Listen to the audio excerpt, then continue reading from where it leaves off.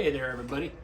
Today I'm going to cover how I make my hive style bowls, or I guess more specifically the larger beads that are on my hive style bowls. So I've covered the small continuous roll beads. I do those a very specific way.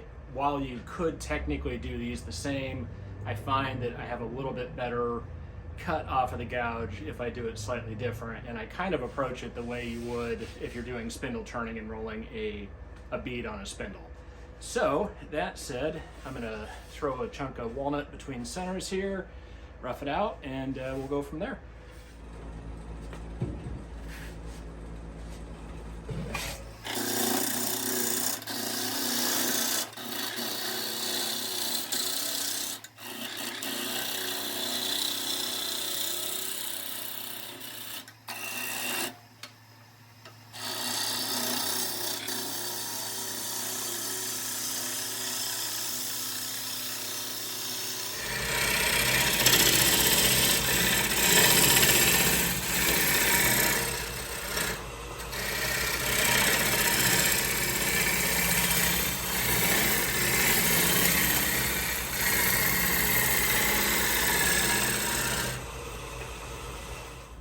All right, now that I got the shape I'm looking for, I'm just gonna mark out where I'm gonna place these beads with a set of dividers, and then I will show you how I go about rolling larger beads.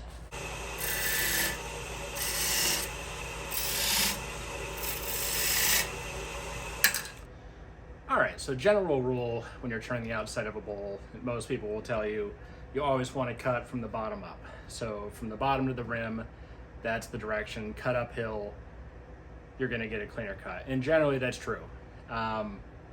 Except I'm gonna break that rule. Instead of just rolling continuously up, I'm going to rough it in both directions. And you'll see I'm gonna take a heavier cut at the beginning, and as I get closer to that finished shape and finished thickness, not only will I take a smaller, lighter cut, but I'll make sure I have a freshly sharpened gouge. Once again, I'm green to finish for the most part. So this is green, doesn't cut as clean easily, as easy as a piece of dried wood would, but I like the end result better. So anyhow, let's rough the shape in, and I will, let's see. I'm gonna try to rough the whole thing in overhead so you can see sort of those initial heavier cuts. And then each bead I'll do at a different camera angle so you can see, an overall bigger picture, and then a close-up of, what the gouge head's doing, and then maybe a little bit more of what my hand and arm is doing. So here we go. I'm gonna use the same gouge that I use for rolling my continuous smaller beads. It's a 3/8, I think it's 3/8. Bowl gouge. It's sharpened to around, between 40 and 45 degrees. I really ought to measure that at some point. Here we go.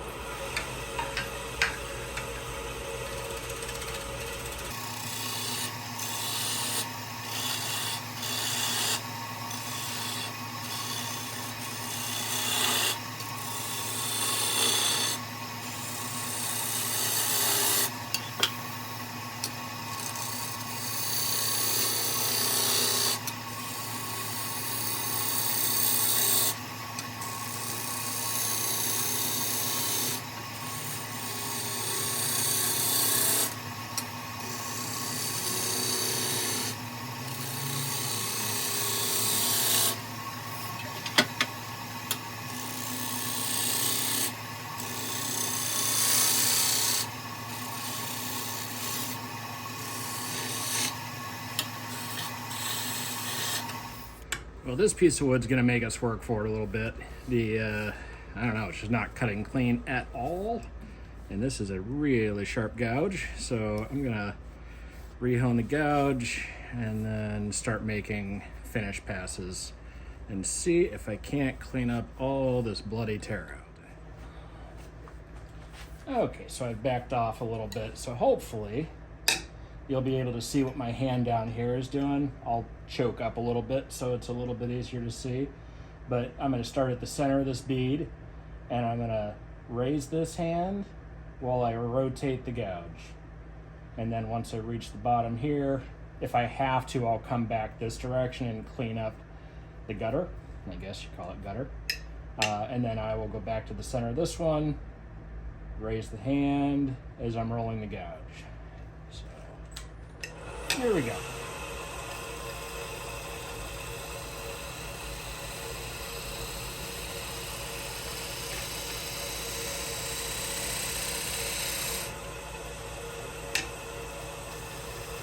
Back to the center, roll and raise. Nice and easy.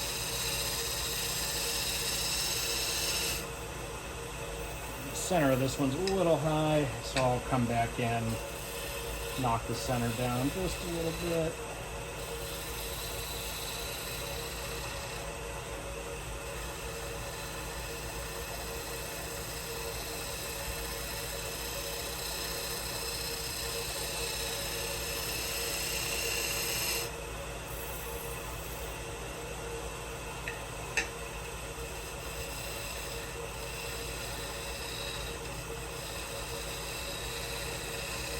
You see I'm taking just about nothing off, as little as humanly possible.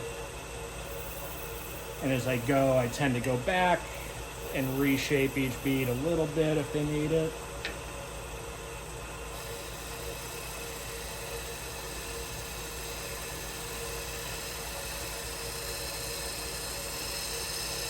Raise your hold hand while you roll. All right, center of the bead. Raise and roll. Nice and easy. You don't want to rush this. You can just breathe through it. Nice and easy. Yep, this gouge needs rehoned already. Okay, try this again. Yep. Cutting back. Raise and roll.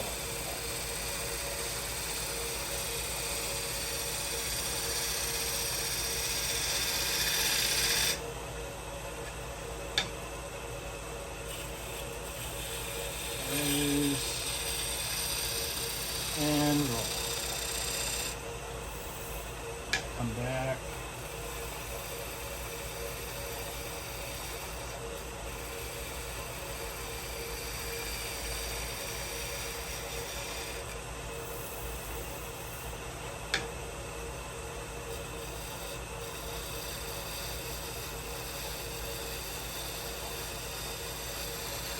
You want to make sure you get a really clean cut off of the gouge, because you do not want to try to sand out, tear out in one of these because you can't really power sand it. I use just handheld sandpaper while the lathe is spinning, and if you have tear out, you're going to regret your decision completely. So, all right, we're good up to here. I'm going to change the camera angle so you can get a better view of the tip of the gouge for this last one. All right, so hopefully you'll be able to see the kind of angle I'm keeping this gouge at, so it's really a shearing cut. Because this is the hardest place on the bowl to get a really clean cut.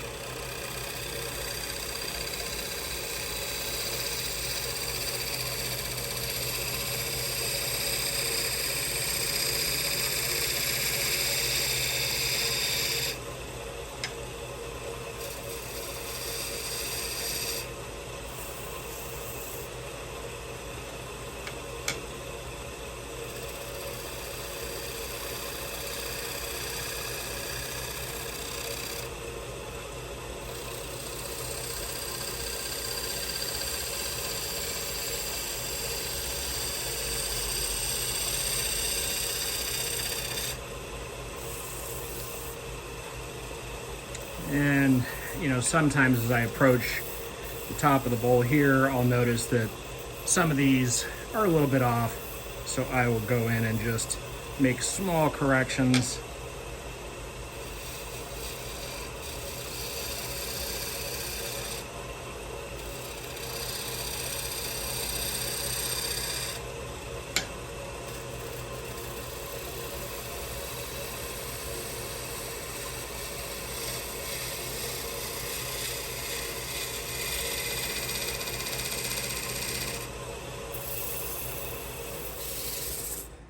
Hopefully you'll be able to see this angle here.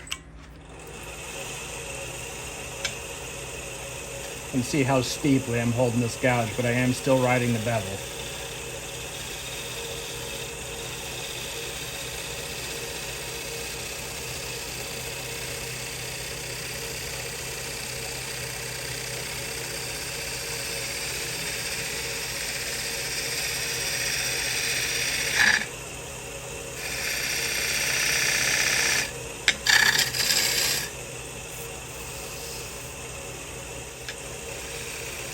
Very light cut, just barely taking off any wood.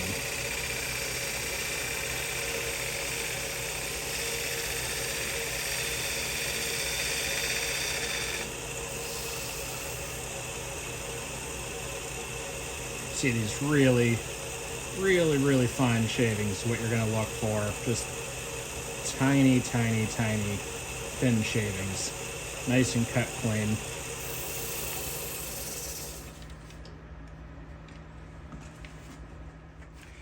All right, so you can see there's no tear out. The problem area just right here. I'll go back and hit this last bead and the top half of this one. Something that you can try, especially if you're using dried wood. If there's an area that you just cannot get a clean cut, you could, a little bit of ultra thin CA glue and some accelerator harden, stiffen up those fibers a little bit. It'll most likely help you get a cleaner cut on that area. For me, I'll just, a newly sharpened gouge and go over these last two, and that'll be it. So basically, same as always with my green to finish work. If I were to hollow this bowl out, do the inside today, tomorrow I would sand the outside and the inside up to about 240 grit.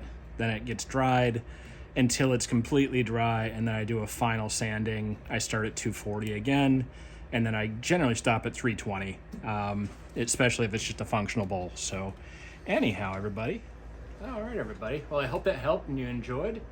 Just a couple things before you scroll on to the next video.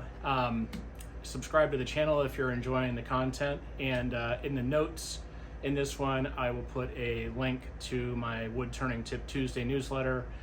Every Tuesday I email some sort of tip. Usually it's a link to a YouTube video that I do, but sometimes it's not. So anyhow, everybody, I hope you enjoyed and have a good one.